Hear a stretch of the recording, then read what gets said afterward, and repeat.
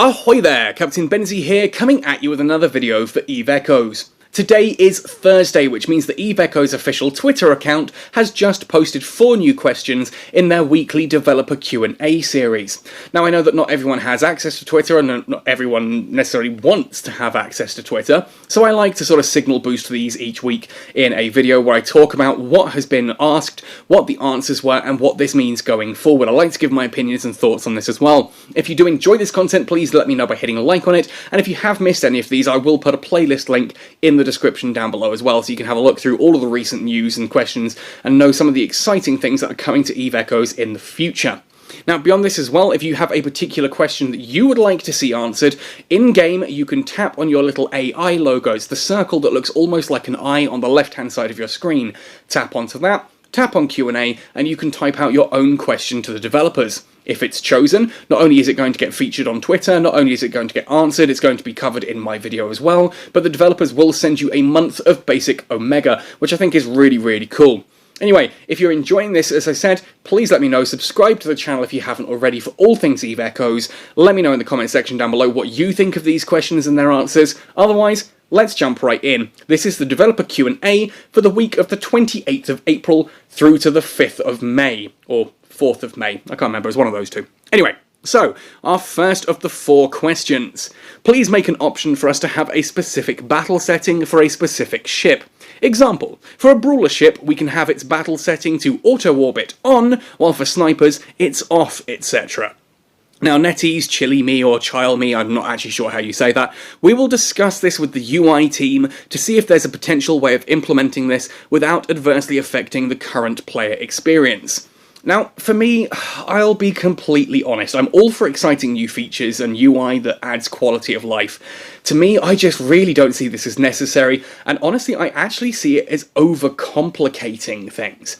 Now, if you're flying something like, say, a Stabber or a Thrasher, or heck, pretty much any ship out there, you might have particular versions of that ship where you fit the long-range weaponry, like having a Stabber Sniper fitted with strike cannons, of course, makes sense. But when I covered the Stabber Sniper, I actually showcased that the personal fit that I like using on that is an autocannon fit. So therefore, this one particular ship is going to need to have a way to recognise whether I am using strike cannons or whether I'm using autocannons. And if the game can't automatically tell those and tell it perfectly, then it just becomes a toggle. And if it's just a toggle, well, that's already what we have in game. If I undock in a Stabber Sniper, I need to just set my auto-orbit or my approach, or I just, don't tap orbit. Quite frankly, if you are in any way, shape or form involved in anything other than AFK ratting, you should never have auto-orbit on anyway. Like, literally, even if I'm in a brawler ship, like, the Thrasher, I'm gonna make myself sad, the Thrasher 2 Interdictor I was about to say, when I'm out brawling in that, which isn't gonna be much longer when this patch hits, when I'm out brawling in that, yes, I want to ultimately be orbiting at the same distance around every ship, but I don't just want to auto-orbit the next ship in the sequence. Manually tapping into that is kind of important, and I do get a little bit, I don't know, I don't want to be dismissive, but again, it feels like some players out there just want this game to play themselves. They just want to undock a ship, jump into the anomaly, which they will autopilot to an anomaly, then have their ship automatically lock onto everything in the specific order that they want it, apparently, and then just auto-orbit or auto-not-orbit, if that makes sense. What, do you want to have it so you automatically approach the next target to the sniper range? I mean, at what point do you basically say, look, I just don't want to play this game, please can you just put the ISK into my wallet? Because that's where I feel this is kind of going, and you may call that dramatic, and you're entitled to your opinion. Just, to me, this is another needless setting, another needless toggle. Just, when you undock a ship, check that it's got the auto-orbit set, and don't hit auto-orbit if you're in a sniper ship. It's really that easy. I think adding extra toggles and extra UI, to me at least, is unnecessary and could be confusing to newer players. Anyway, second question. Will it be planned to allow the reprocessing of ore and debris in corporation hangars? With the ability to manufacture directly from corporation hangars, this seems like a logical next step. Now, Melos here says corporation citadels already allow ore reprocessing and reverse engineering. In the future, players will have additional ways to further empower their structures. Now, I know that, yes, you can have corporation industry with reverse engineering set up. I've seen that before, where you put in the Rex and the put in the recs and the data cores, and you can do that. When I talked about the corporation industry section that was recently added to the game, we talked about that. What I think is being asked here is if you want to reprocess the wreckage into materials that you would use for rigs, and if obviously you want to reprocess ores into minerals. Now, I'll be honest, I'm not an industrialist, so it came as a surprise here when Melos says that ore reprocessing is already something that can be done out of corporation hangars. If it is, well, that's awesome, it's kind of already there. I'm honestly not sure, I don't do that. I tend to just get a load of loot and I'll drop it off in the hangars for other people to reprocess, so I don't know if they're having to withdraw or reprocess. If you can reprocess directly from the hangars and you've got the permissions to do so, that's awesome. That is a feature that absolutely should be in the game. If it's not already in the game, if you do have to take all of those ores, withdraw them to your own personal hangar, reprocess them, then put them back into the hangar, yeah, I see that as a problem, and that is something that should be fixed. Someone can probably let you know in the comment section down below which way is currently working. As I said, if you do have to withdraw, reprocess, then put back in, that is something I would like to see them fix and sort out for future. That said, however, in addition, there's a nice little sneaky bit of information here. Players will have additional ways to further empower their structures. Now, you may remember, if you haven't already seen it, go back and watch my Why You Want to Build a Corporation Citadel video. We talked in there about a load of exciting new features that may be added to capture layer outposts and corporation citadels in the future, and the developers have teased this quite a lot recently as possibly coming in our August update, and our August update, again, is looking huge. I know we've just had the May update, or rather we're just about to have the May update, and I think a lot of that has been disappointing, but you do have to remember the May update was still massive. Whether or not it's something we can use right now, with it mainly being Tech 10 ships, it was still a massive amount of new content added to the game, just unfortunately added beyond a player's natural reach, well, current reach, which, yeah, is a problem. And we know that the exploration and scanning was pushed back to June in order to give the developers a bit of time to fix the stuff that we didn't like about the May update. I'm looking forward to getting some notes about the May update and see what's going on there, but I do also look forward to seeing how we're going to be able to empower our structures in future. Next question. Is there a plan to buff the faction ships more? Now you understand why I had a picture of a Macariel at the beginning of this video and for the thumbnail. They're falling behind the buffed new tier 10 ships, which make them doesn't live up to their expensive cost anymore. Which means they don't live up to their expensive cost anymore. Sorry, my head got confused by that one. Overall, says Exile, faction ships still have an edge over other ships, especially when it comes to defense. We will be closely monitoring live data regarding the balance between these to see if any changes are needed in our next balance update. Exile, come speak to me on this one, because seriously, the faction frigates are in a dangerous position right now, like a seriously dangerous position. The Dramiel is 100% outclassed by the Slasher 2 Interceptor, and I'm sure everyone on this channel is sick and tired of hearing me point this one out. It ultimately has a tiny amount of extra DPS, like literally the amount I would argue is negligible in the grand scheme of things. The amount of DPS that the Dramiel has is technically higher, yes, than the Slasher 2 Interceptor, but not by much. The Slasher 2 Interceptor, by contrast, gets very similar DPS, considerably higher survivability. Yes, okay, the Dramiel has more EHP, but who cares when the Dramiel is easier to hit than the Slasher Interceptor is, because the Slasher Interceptor is smaller and faster than the Dramiel. Basically, between the Slasher 2 Interceptor and the Dramiel, I would be flying a Slasher 2 Interceptor. It's cheaper, but from what we saw on the test server, and it is just categorically more survivable with only a very minor loss in DPS. If you look at the Atron 2 Interceptor and compare that to the Daredevil, we get a similar situation where the Atron 2 Interceptor is faster and smaller than the Daredevil, which means that the additional tankiness of the Daredevil doesn't really matter because you can't hit the Atron 2 Interceptor.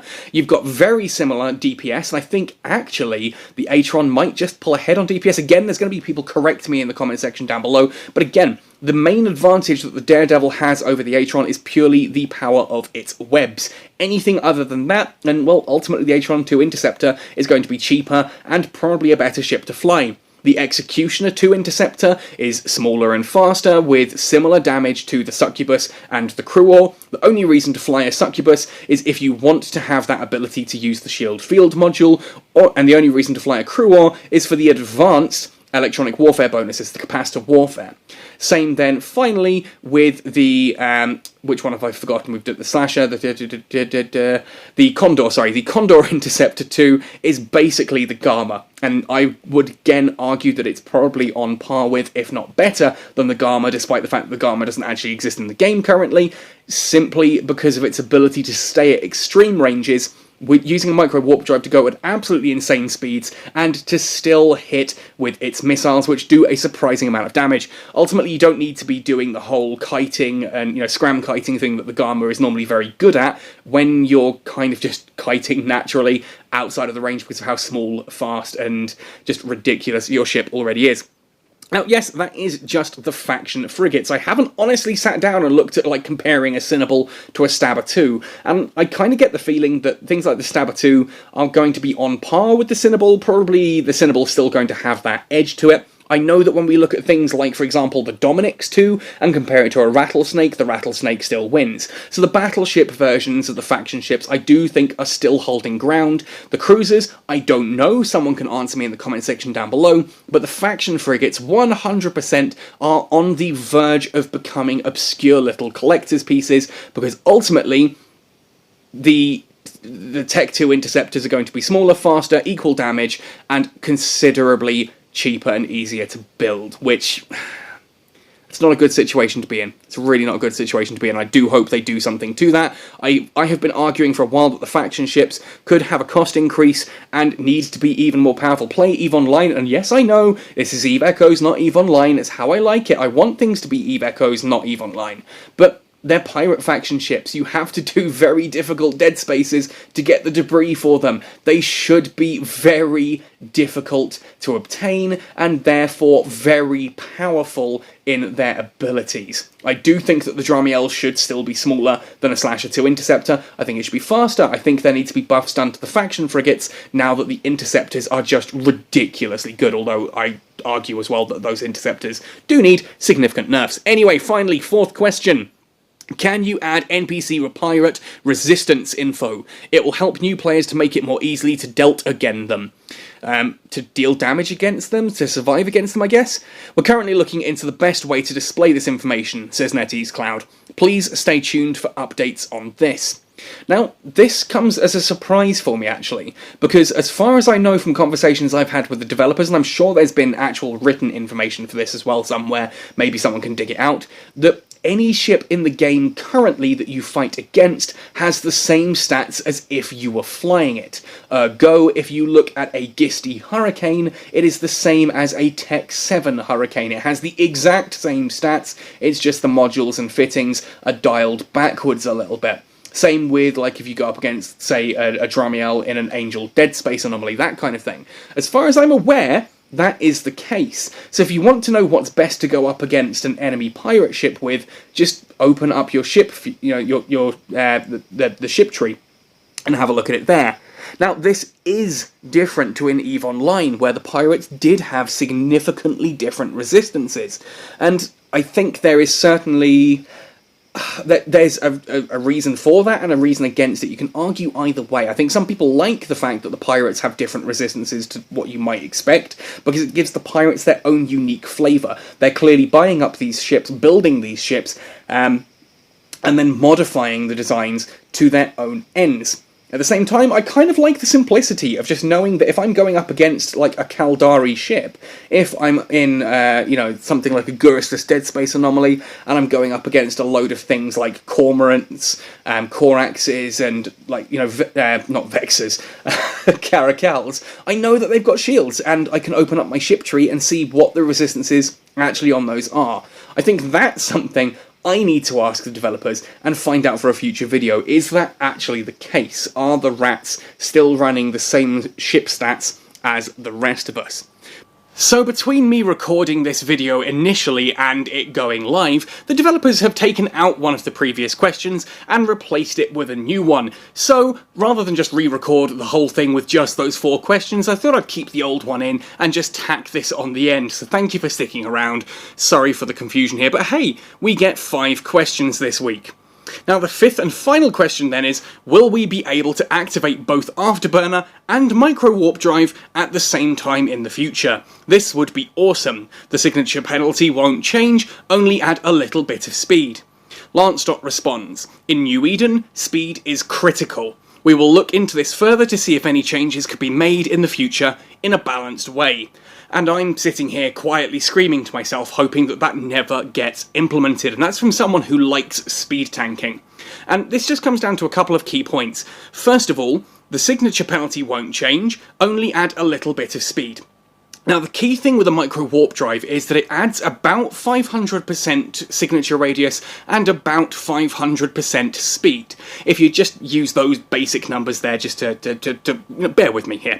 So 500% speed, 500% signature radius. That means when you're using a micro warp drive, your signature radius kind of counteracts the fact that you're getting that speed boost. Then, when you go to orbit something, because you're not going to achieve that full new maximum flight velocity that the micro warp drive endows you with, you ultimately end up in a situation where the increase to your signature radius outdoes the increase to your flight velocity. Micro warp drives, therefore, are not used for speed tanking except on a ship that gets considerable reductions to a micro warp drive signature radius penalty. So, what you would have here is not a small change to speed. What you would actually have is a case where you're getting 500% additional speed, then an additional 150% on top thanks to the Afterburner, plus having the 500% signature radius bloom and blossom to that.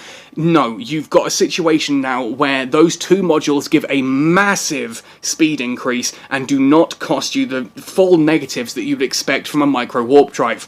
The current situation is designed to give you a meaningful decision between do you go for a micro warp drive or do you go for an Afterburner, and that decision is ultimately based on what you want your ship to actually be able to achieve with your propulsion system in mind. So, the ability to just ignore that decision and go, well, I'm going to put both and just go full on ludicrous speed, a la Spaceballs, does not work. It actually reduces the choice in the game and takes a lot of meaningful decision away from it. Speed tanking becomes absolutely broken at that point in time, and just, oh goodness gracious me, especially once you start looking at ships like, say, the Condor II Interceptor that don't even use things like tracking in regards to their weapon system of choice, or heck, drones. Can you imagine a Tristan doing a full-on warp around with that kind of speed boost to it? It's going to be impossible to hit. A Tech 3 Tristan would be absolutely impossible to hit, but the fact that it's going that fast doesn't affect its drones, therefore it's still able to actually apply its damage quite effectively. That is just insane. Then look at something like, as I said, a Condor II Interceptor that's using missiles, and the missiles, again, don't have tracking. The speed that you're going at is irrelevant to the speed of your missiles. You then also get the situation where scramblers, still you have your Afterburner active, and you can go with that. It's, there's just so much that this undoes that I really hope that this kind of gets looked at, and then someone says, no. There is a very good reason that you cannot activate both types of propulsion module at the same time. That good reason is the reason we're saying no to this. Please, please, Lance, do your research, have a look into it all you wish, humour this as much as you like, but I can only see bad things coming out of this one. And twice in a video, I'm sorry, I try to be as positive and, forthcoming in that as I can in my content, but ultimately twice in this video I've had to kind of look at questions and go, people asking this genuinely need to think what they actually want to achieve. On one hand, we've got a question that literally would break speed tanking across the game's knee and make it this ridiculously overpowered thing, and on the other hand, we had a question where it's someone saying, hey, can you just play the game for me? And I don't like being so dismissive of people's questions, but at the same token, I think that it's great to have cool ideas and get excited and all this kind of thing, but we have to look at those ideas not just for their cool factor, but also actually in terms of game design and balance, especially since that you can do the whole thing of power creep, where you can sit there and go, okay, well, if we allow them to do that, then you just make webs stronger to counteract it, and then you can do this to make that stronger and counteract that, and now suddenly everything's just creeping up, and power creep is not a good thing. Power creep is not a good thing, and if you type in into your YouTube search bar after this video is done, extra credits and power creep, they do an excellent job of explaining why that is. Anyway, folks, that is genuinely now, I hope, the last part of this video. We've done the 4 original questions, plus our special bonus round here at the end, apparently. Let me know what you think about this one. Am I being a bit too harsh about the speed tanking thing? Am I being too critical of that? I don't know. Let me know in the comment section down below what you think. Otherwise, thank you for listening to this extra little bonus section. Happy sailing, and see you in New Eden.